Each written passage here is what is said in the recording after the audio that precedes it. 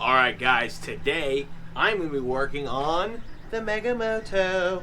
So I know a few times in the past couple months here I've kind of hinted at working on a special project here for the channel, and today we're going to start working on that little project. Before we get started, sorry if the audio quality is not great. I got a 3D print going on in the background. There's a bunch of fans going on in the basement. But it's my day off. Today's the day I got to film, so it is what it is. Now, originally, my project idea was to build a custom electric unicycle. What I really wanted to do was get the frame of an EX20 and build my own custom unicycle, with basically make it with storage spots and a built-in charger. And eventually we are going to do that. That is going to be something that I work on here on the channel.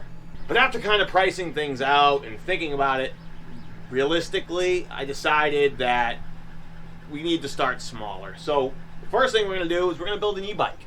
So we're going to be filming a couple of videos down here in my dungeon, which, hey, look, finally got a little light upgrade. Everybody who's been busting my balls for that. But today we're going to be working on, and actually over the next couple of weeks here, we're going to be working on this Moto 8100 frame. Now the reasons I decided to go with an e-bike first are, first of all, I want to work on my skills of soldering, electric connections, wire work, just different things that are going to help me succeed with the unicycle project, right? I've never really done a lot of soldering. I've never really done any kind of electrical work in the past. So this is really my first foray into that kind of stuff. So it's important that I learn and make mistakes on something that aren't going to kill me if it short circuits and breaks down. Obviously a unicycle, I'm going to fall on my face. So with an e-bike, if something goes wrong, at least I have that added little bit of security holding me up when or if it fails. So first things first, I bought this little Moto rolling suspension frame, which has been awesome. I mean, it's a really cool little frame here. It's going to be what I use to build off of this project with. Got a little BDLC motor down here. So here's what I did, right? I already built the first mini bike. I didn't want to film it because I'd never done any of that stuff before, so I didn't want to just film it and have you guys not really learn anything, you know? So now I'm a little bit more comfortable. I know what I'm doing a little bit here. I'll show some clips here of the version 1 bike for anybody who hasn't seen it. It was a death trap. Alright, so 100-volt battery and a 3,000-watt motor on the Moto might be overkill. Moto. I can't even fucking ride this thing. It's so fucking punchy. Yay. I gotta tone this thing down somehow.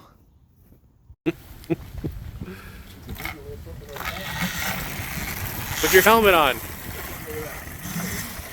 Hey, whoa, oh. That's nice. You gotta remember to let go of the throttle, George. Yeah, I couldn't. Hopefully that's my wife's car. Holy shit!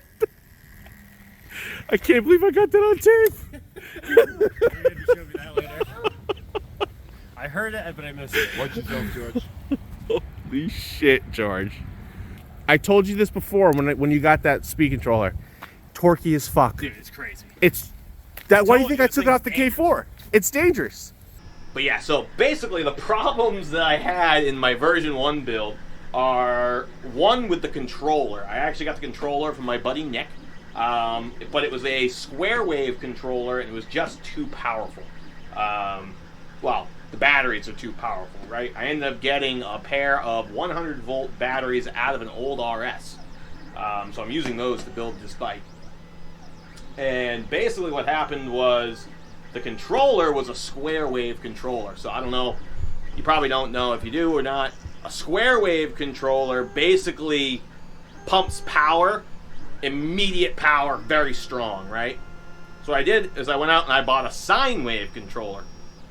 A sine wave controller is going to give your power a little bit more of a gradual incline, right? So hopefully, instead of just punching the power and sending me into a wheelie, I can kind of cruise up to speed.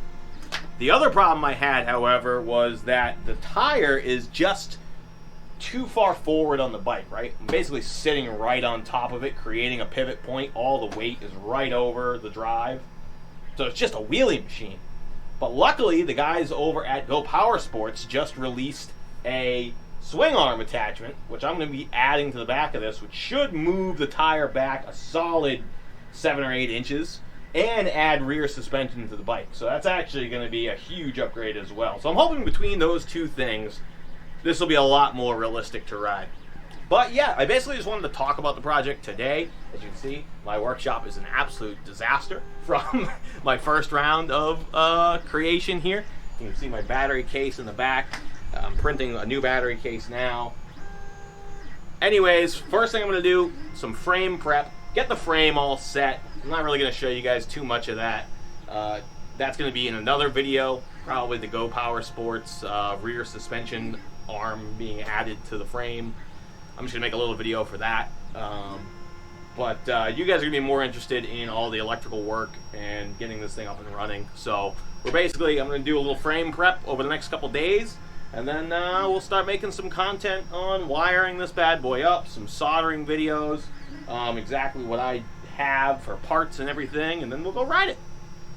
Alright guys, I'm going to get to work on getting this frame prepared for some more work here. I have to chop off a couple pieces on the back here. I have to paint the rear swing arm, just a couple other little things, and then we'll get into the project. But that's going to be it for today's video. So thank you very much for watching. As always, like the video, subscribe to the channel. Until next time, ride safe.